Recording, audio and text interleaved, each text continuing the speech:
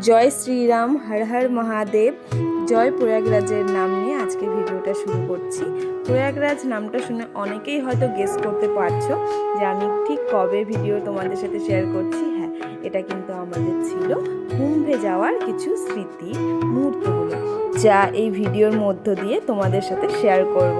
তো চলো বজরংবলীর নাম নিয়ে যাত্রাটা শুরু করি। তাহলে ইনসেন দীপিকার নতুন একটি ভ্লগে তোমাদের সকলকে স্বাগত। আর এদিকে কিন্তু আমরা গাড়িতে পেট্রোল ভরে নিলাম, আর দেখো রাস্তা যেতে যেতে কিন্তু বেশ খানিকটা চলে এসেছি। আর এখানে এসে কিন্তু আমি নতুন একটা জিনিস দেখেছিলাম, সেটা হচ্ছে করকনাথ মুরগি। তো আমি কোনোদিনও দেখিনি করকনাথ মোরগ বা মুরগি যেটা বলো, তো আমি প্রথম দেখেছিলাম। আর এখানে কিন্তু আমরা খাওয়া দাওয়া করে নিয়েছি, আর তখন কিন্তু রাত্রি প্রায় 12:30 কি 1টা বেজে গিয়েছিল। খাওয়া দাওয়া সেরে আমরা কিন্তু রওনা দিয়ে দিয়েছিলাম। আর আমাদের যাত্রার শিডিউলটা ছিল প্রথমে অযোধ্যা যাব, তারপরে কুম্ভে গিয়ে স্নান করে সেখান থেকে আমরা বারাণসী হয়ে আমরা কিন্তু বাড়ি চলে আসব। তো সেই পথেই আমাদের যেটা প্রথম দর্শন হয়েছিল সেটা হলো এই যে এতটা কুয়াশা। তোমরা আমার পাশে যে আওয়াজটা শুনতে পেলে সেটা কিন্তু ছিল আমার ছেলের আওয়াজ। হ্যাঁ, আমরা যখন ঘুরতে গিয়েছিলাম তখন কিন্তু আমার সাথে ছেলে ছিল না, তবে এখন যখন এডিট করছে আমার ছেলে কিন্তু আমার পাশেই রয়েছে। তো চলো, ও হয়তো প্রয়াগরাজের এই ভিডিওতে নিচের কিছুটা অংশ রাখছে। আমরা কিন্তু ঘন কুয়াশা কাটিয়ে সকালবেলা একটু ফ্রেশ হতে দাঁড়িয়ে গেছিলাম একটা পেট্রোল পাম্পে। তো সেখানে ফ্রেশ হয়ে কিছুটা খাবার খেয়ে আমাদের যে প্রথম লোকেশন ছিল, মানে যেই মন্দিরটা আমরা প্রথম দর্শন করেছিলাম, সেটা কিন্তু ছিল আমাদের এই বজরংবলীর মন্দির। তো এই বজরংবলীর মন্দির দর্শন করে এখানে প্রণাম করে আমরা কিন্তু রওনা দিয়ে দিয়েছিলাম আমাদের সেকেন্ড লোকেশন, মানে গোরখনাথ মন্দিরের উদ্দেশ্যে। তো ঠিক পাশাপাশি ছিল গোরখনাথ মন্দিরটা আর বজরংবলীর মন্দির। তো এখানে আমরা গাড়িটা পার্ক করে আমরা চলে যাব গোরখনাথ মন্দিরে। হাঁটতে হাঁটতে কিন্তু আমরা পৌঁছে গেছি মেন গেটের সামনে। আর এই গেট পার করে কিন্তু আমাদেরকে বেশ খানিকটা রাস্তা হেঁটে যেতে হয়েছিল। আর রাস্তার দুধারে কিন্তু ছিল প্রচুর খাবারের দোকান, আরও রকমারি জিনিসের দোকান। আমি জানি না এই দোকানগুলি সারা বছর থাকে কিনা, তবে আমরা যখন গিয়েছিলাম তখন কিন্তু এই দোকানগুলো প্রচুর ছিল আর প্রচুর মানুষের ভিড়ও হয়েছিল।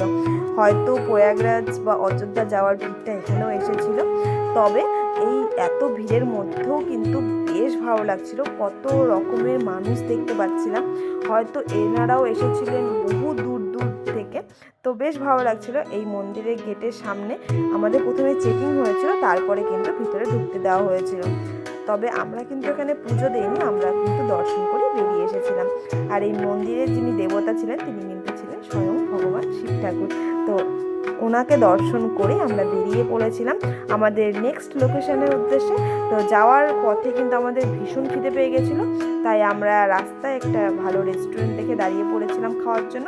আর সেখানে কিছু খাবার খেয়ে আমরা কিন্তু আবার রওনা দিয়ে দিয়েছিলাম আমাদের নেক্সট লোকেশনে। তো আমাদের নেক্সট লোকেশন ছিল কিন্তু এই অযোধ্যা। যারা এই অযোধ্যায় গিয়েছো আমি জানি না তাদের ঠিক কী অনুভূতি হয়েছিল, তবে আমি যখন প্রথম দেখলাম এই অযোধ্যা লেখাটা, তখন না একটা ভিতরে আলাদাই অনুভূতি কাজ করছিল। আর এই মূর্তিটা যখন দেখেছি না, একটা ভিতর থেকেই মনটা বলে উঠেছিল জয় শ্রীরাম। যাক, শেষমেশ পৌঁছাতে পেরেছি। এতটা রাস্তা পার করে এত ক্লান্তি নিয়ে যখন এই নদীতে স্নান করলাম, তখন মনে হলো এক নিমেষে সমস্ত ক্লান্তি আমাদের দূর হয়ে গিয়েছিল। একটা আলাদাই অনুভূতি কাজ করছিল, মনে মনে হচ্ছিল যে আমরা হয়তো কিছুটা হলেও পুণ্য অর্জন করতে পারছি, হয়তো ঠাকুর চেয়েছে বলে আজকে আমরা এই দর্শনটা করতে পারছি। ঠাকুরের নাম নিয়ে আমরা কিন্তু রওনা দিয়ে দিলাম এবার রাম মন্দির দেখার উদ্দেশ্যে। আর রাম মন্দির দেখার আগে কিন্তু আমরা চলে গেছিলাম হনুমানজির মন্দির দর্শন করতে। তো হনুমানজির মন্দির দর্শন করার আগে দেখছো রাস্তায় ঠিক কত ভিড়, মানুষ কত দূর দূরান্ত থেকে এই মন্দির দর্শন করতে এসেছিলেন। বেশ ভালো লাগছিল। এত মানুষের মধ্যেও একটা আলাদাই, প্রত্যেকের মধ্যে একটা আলাদা অনুভূতি কাজ করছিল। প্রত্যেকের মনে ভক্তি শ্রদ্ধা সমস্ত কিছু ফুটে উঠেছিল প্রত্যেকের মনে। আর এই গেট যখন পার করছি, প্রত্যেকে যখন চিৎকার করে করে বলছে জয় শ্রীরাম জয় শ্রীরাম, তখন কিন্তু মন থেকে নিজেরও বলে উঠছিলাম যে জয় শ্রীরাম, অ্যাট লাস্ট পৌঁছতে পারলাম। তো বাইরে থেকে দেখো মন্দিরটা ঠিক এইরকম। আর আমরা কিন্তু ভিতরে ফুটেজ নিইনি, কারণ আমাদের ফোনটা জমা ছিল। আর এইদিকে দেখো ভগবানের নাম নিয়ে আমরা কিন্তু বেরিয়ে পড়েছিলাম আমাদের পরবর্তী গন্তব্যস্থল প্রয়াগরাজের উদ্দেশ্যে। আর আমরা এখানে কিন্তু অযোধ্যা নগরীকে টাটা বাই বাই বলে দিয়ে চলো যাই এবার প্রয়াগরাজের উদ্দেশ্যে।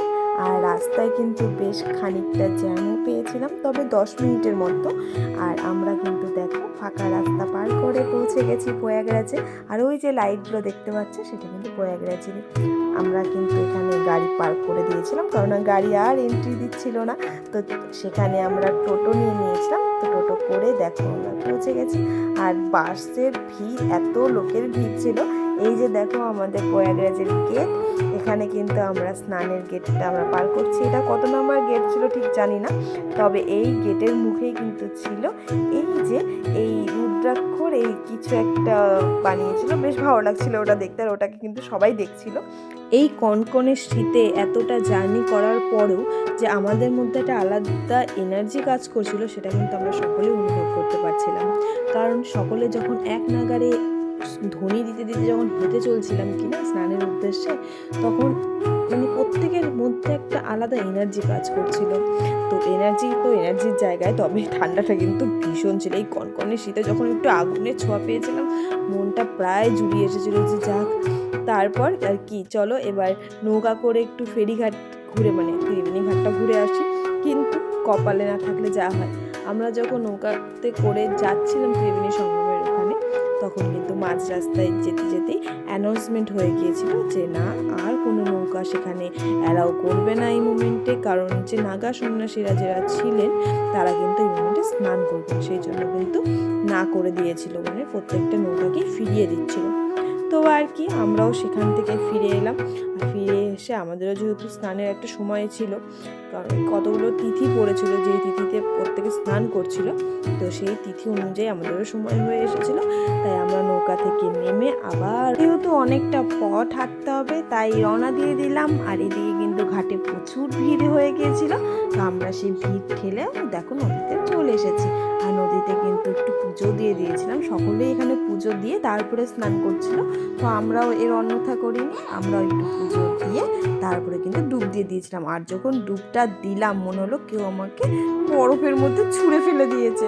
তো যাই হোক, এই কনকনে শীতে ঠান্ডায় স্নান করে নিজেদের পাপগুলোকে গঙ্গায় ধুয়ে আমরা কিন্তু রওনা দিয়ে দিয়েছি পরবর্তী লোকেশনের উদ্দেশ্যে। তো চলো আজকের মতো এইটুকুই, আসছি আরও অনেক ভিডিও নিয়ে। তোমরা এইভাবেই সাথে থেকো। আর কে কোথা থেকে দেখছো অবশ্যই জানিও, কে কে কুম্ভে গেছিলে সেটাও জানিও।